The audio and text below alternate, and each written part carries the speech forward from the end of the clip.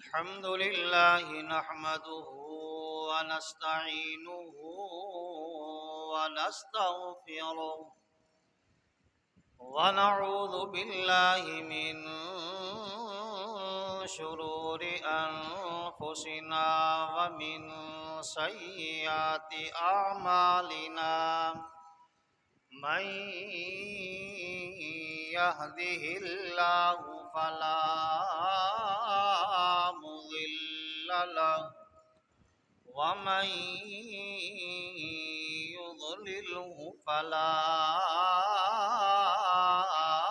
هادي له ونشهد أن لا إله إلا الله وحده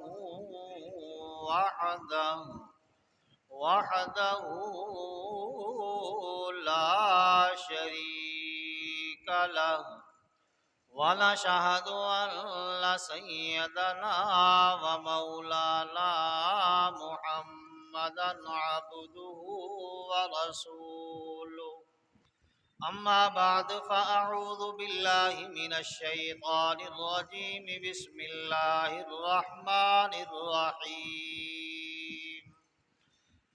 يا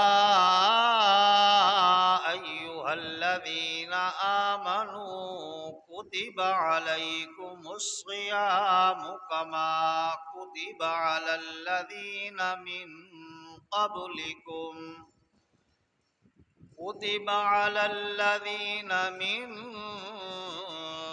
قبلكم لعلكم تتقون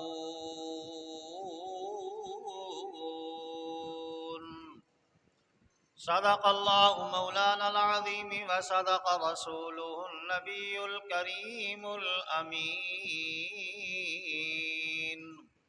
ونحن على ذلك لمن الشاهدين والشاكرين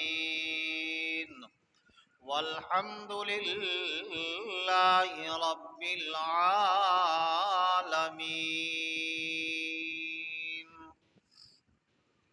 إن الله وملائكته يصلون على النبي يا أيها الذين آمنوا صلوا عليه وسلموا تسلیما۔ سارے حضرات بآواز بلند نماز والا درود پاک پڑھ لیں۔ اللهم صل على محمد وعلى آل محمد كما صليت على إبراهيم وعلى آل إبراهيم إنك حميد مجيد۔ اللهم بارك على محمد وعلى آل محمد كما باركت على إبراهيم وعلى آل إبراهيم إنك حميد مجيد۔ یا صاحب الجمال ویا سید البشر من وجهك المنير لقد نور القمر لا يمكن الثناء كما كان حقه بعد از خدا بزرگ تو ہی قصہ مختصر بلغ العلا بکمالہ کشف الدجا بجمالہ حسنت جمیع خصالہ صلو علیہ وآلہ۔ محترم واجب الاحترام واجب القدر بزرگوں بھائیوں نوجوان ساتھیوں، رمضان المبارک کی آمد ہے اور اس مہینہ کے اندر امام الانبیاء محمد مصطفیٰ احمد مجتبیٰ سرکار دو عالم صلی اللہ علیہ وسلم نے ایک مرتبہ اپنی مسجد نبوی کے اندر تشریف لائے اور صحابہ کرام رضوان اللہ تعالی علیہم اجمعین تشریف فرما تھے۔ آپ صلی اللہ علیہ وسلم سیدھے منبر پر تشریف لائے اور ایک خطبہ ارشاد فرمایا، اور آج میرا بھی یہی دل کر رہا تھا کہ جو رمضان کی آمد سے پہلے آپ صلی اللہ علیہ وسلم نے ایک خطبہ ارشاد فرمایا وہ آپ حضرات کے سامنے بیان کروں، تاکہ آپ کے اندر بھی اور میرے اندر بھی فضائل رمضان اور اہمیت رمضان ہمارے دلوں کے اندر آ جائے، اور رمضان مبارک کی صحیح قدردانی کرنے والے ہم بن جائیں۔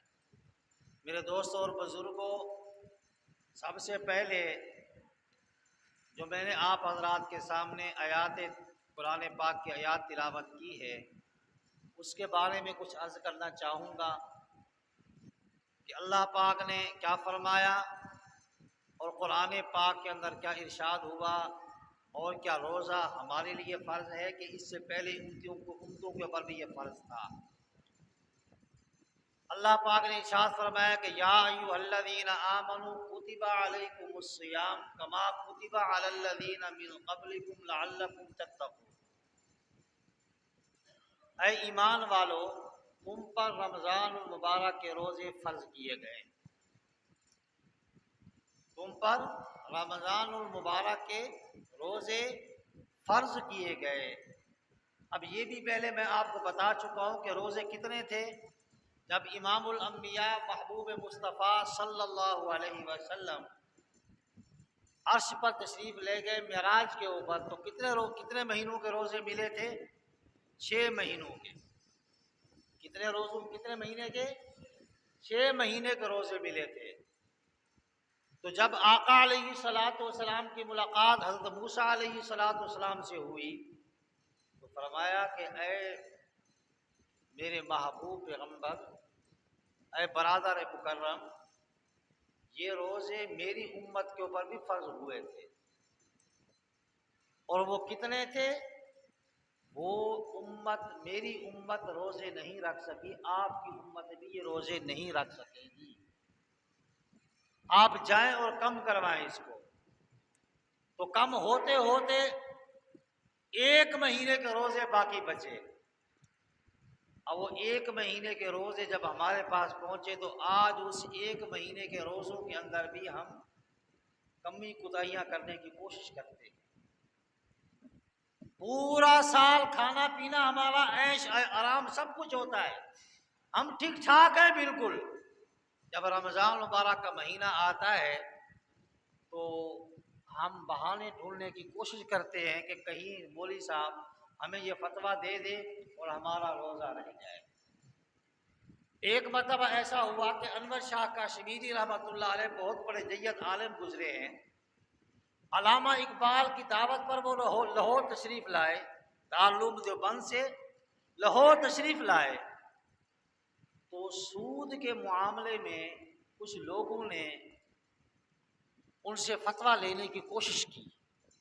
انور شاہ کاشمیری، شاید آپ ان سے واقف نہیں ہیں، علمی آدمی جو بھی ہوگا اس سے واقف ہوگا، وہ ایک چلتا پھرتا کتب خانہ تھے۔ اللہ پاک نے ایسا بلا کا ان کو حافظہ عطا فرمایا تھا۔ خیر بہرحال تو وہ جب علامہ اقبال کی دعوت پہ لاہور تشریف لائے تو لوگوں نے سود کے لیے فتوے لینے کی کوشش کی کہ ہم یہ کاروبار کرتے ہیں، ہم یہ کرتے ہیں، ہم یہ وہ کرتے ہیں، ہم ایسا کرتے ہیں۔ تو انور شاہ کاشمیری رحمۃ اللہ علیہ خاموش ہو کے سب کی باتیں سنتے رہے۔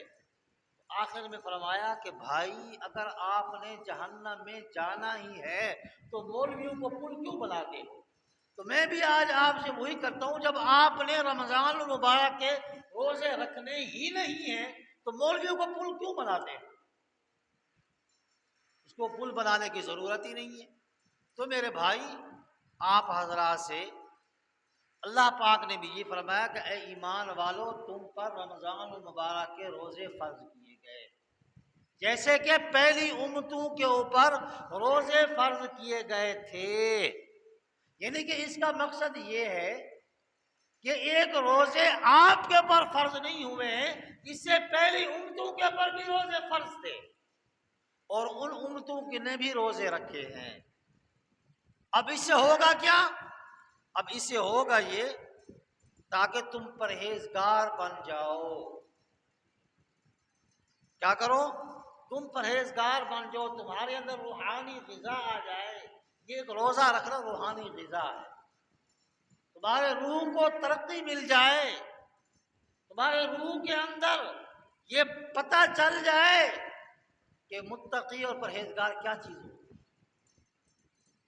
تو میرے دوست اور بزرگوں، اب یہ نہیں کہ اس کے اندر ایک لفظ فرمایا کہ یا ایھا الذین آمنوا کتب علیکم الصیام، صوم کا معنی کیا ہے؟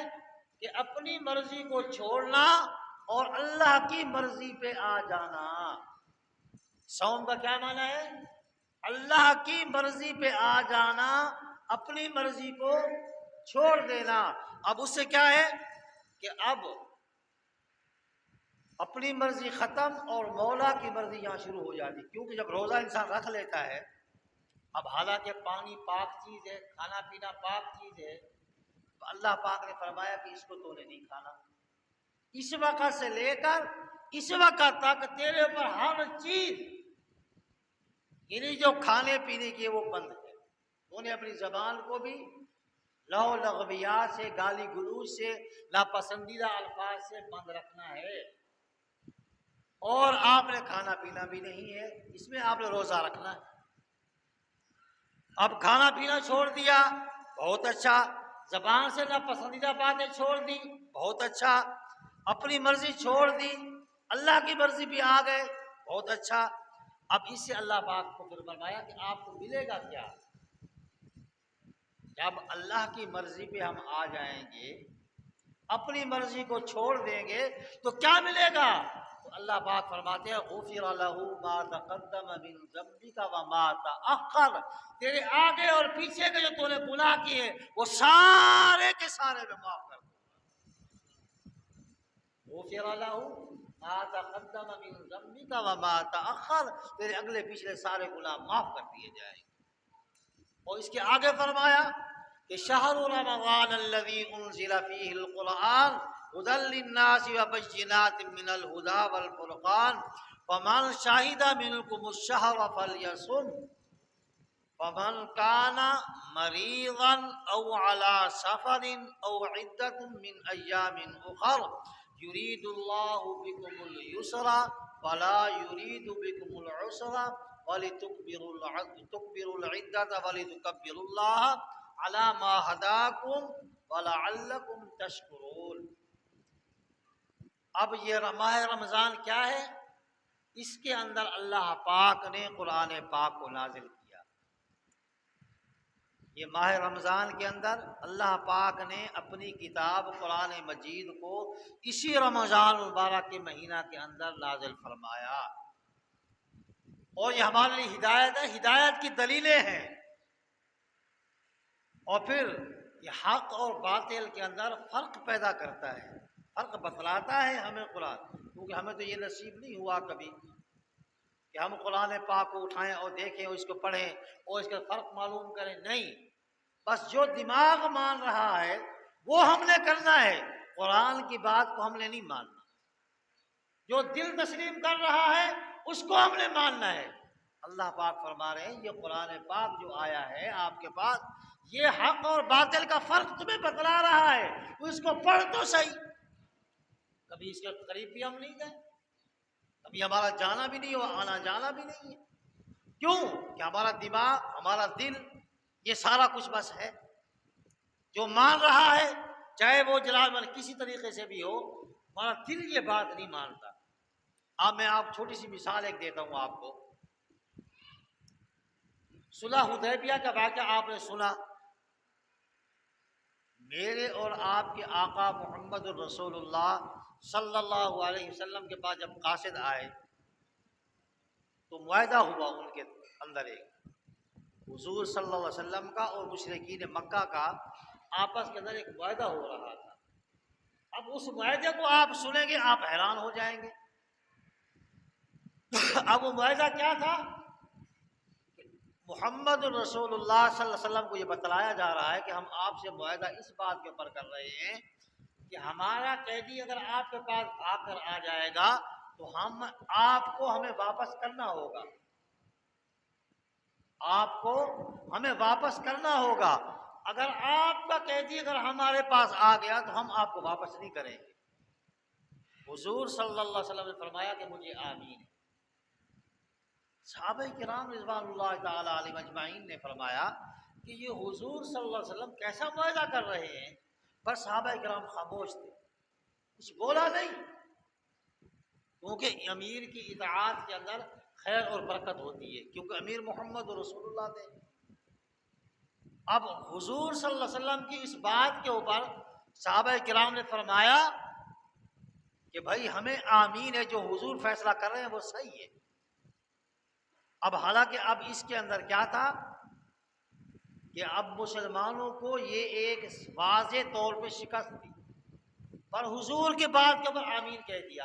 اور آج ہم کیا کرتے ہیں کہ ہم نے قرآن کو نہیں دیکھنا، جو ہمارا دل اور دماغ مان رہا ہے اس کو ہم نے جناب اس کے برابر کرنا ہے، چاہے قرآن کی بات کچھ ہو، حدیث کی بات کچھ ہو، سب صالحین کی بات کچھ ہو، ہم نے اس کو نہیں ماننا، ہم نے اپنے دماغ اور اپنے دل سے بات کرنی ہے۔ تو دوستو قرآن جو آیا ہے حق اور باطل کے اندر فرق دینے کے لیے آیا ہے۔ ہم اس قرآن پاک کو پڑھیں اور اس کو سمجھیں اور اس کے اوپر عمل کریں گے تو انشاءاللہ تعالیٰ ہمارے سارے کے سارے فیصلے ٹھیک اور سچ اور حق ہوں گے۔ اور پھر اس کے بعد آگے پھر رمضان مبارک کے مہینہ کے اندر فمن کان مریضا، انسان کو جب مرض آتی ہے وہ پوچھ کر تو نہیں آتی، اللہ پاک جب چاہے آپ کو مرض دے دے۔ اگر آپ ایسے مریض ہیں کہ روزہ رکھنے سے آپ کی تکلیف بڑھتی ہے تو اس کے اندر بھی اللہ پاک نے قرآن پاک نے فرمایا کہ فمن کان مریضا او علی سفر، آپ مریض ہیں یا آپ سفر کے اوپر ہیں تو آپ کو چھوٹ ہے، آپ روزہ نہ رکھیں۔ اور پھر بعد میں اس کی تعداد کو آپ کو پوری کرنی ہے۔ جو مرض کے اندر آپ کے روزے گئے، جو آپ کے سفر کے اندر روزے چلے گئے، سفر کے اندر آپ کو اتنی اجازت ہے۔ آج کل کا تو خیر سفر اتنا نہیں ہے کہ میں آپ کو کہوں کہ اللہ معاف کرے کہ آپ روزہ نہ رکھیں۔ آج کل کا سفر آپ کو پتہ ہے، آپ بھی جانتے ہیں میں بھی جانتا ہوں، وہ پیدل کے سفر تو ختم ہو گئے۔ آج کل تو اللہ ہدایت عطا فرمائے ہمارے مسلمانوں کو، ہماری جو گھی کی جو بسیں چلتی ہیں ان کے اندر بھی اے سی لگے ہوئے ہیں، میں حیران ہو گیا دیکھ کے، ان کے اندر بھی اے سی لگے ہوئے ہیں، ڈرائیور کو کوئی تکلیف نہیں ہے۔ وہ الگ بات ہے کہ میں سفر میں ہوں کہ بھائی مجھے اجازت ہے اس چیز کی، ورنہ اس دور کے اندر میں کہتا ہوں کہ میری طرف سے کوئی اجازت نہیں۔ ہاں مرض ہے، کہتے ہیں میں شوگر کا مریض ہوں، ڈاکٹر نے مجھے کہا ہے مجھے پیاس زیادہ لگتی ہے اور جناب میں نے گردے فیل ہونے کا خطرہ ہے اور یہ ہو گیا اور وہ ہو گیا اور اس قسم کے میں نے کہا مریض، اور یہ شوگر والا بندہ اگر یہ بہانہ بنائے تو خدا کی قسم میں کہتا ہوں جتنی تقویت شوگر والے بندے کو رمضان کے مہینے میں ملتی ہے اتنی کسی اور مہینے میں ملتی نہیں، یقین کریں، کیونکہ میں خود شوگر کا مریض ہوں، مجھے پتہ ہے رمضان المبارک کے مہینے کے اندر میری شوگر بالکل سیٹ ہو جاتی ہے، بالکل صحیح ہو جاتی ہے۔ شوگر والا بندہ تو میں کہتا ہوں کہ پورا سال روزے رکھے، شوگر کو اگر ختم کرنا ہے اس نے تو وہ کوئی مریض نہیں ہے۔ تو میرے دوستو اب اللہ پاک نے کلام پاک کے اندر بھی یہ اجازت دی ہے، اگر آپ کو ایسا سفر ہے، پیدل کا سفر ہے، اگر آپ کو سہولت نہیں ہے کیونکہ آپ نے گاڑی پہ جانا ہے تو اس کے اندر بھی اجازت دینے کی ضرورت نہیں ہے۔ اللہ پاک نے قرآن پاک میں فرمایا فمن کان مریضا او علی سفر فعدۃ من ایام اخر، سفر کے اندر آپ روزہ نہ رکھیں، آپ اگر مریض ہیں تو روزہ نہ رکھیں، بعد میں پھر ان دنوں کے روزے جو آپ کے گئے ہیں ان کو آپ پورا کر لیں۔ اللہ پاک سے دعا ہے کہ اللہ رب العزت مجھے اور آپ کو تمام مسلمانوں کو اس پر عمل کرنے کی توفیق عطا فرمائے۔ زندگی باقی رہی تو اگلا جمعہ انشاءاللہ تعالی العظیم استقبال رمضان پر بات ہوگی۔ اللہ پاک سے دعا کریں کہ اللہ رب العزت مجھے اور آپ کو تمام مسلمانوں کو رمضان مبارک کی صحیح سے قدر نصیب فرمائے۔ وآخر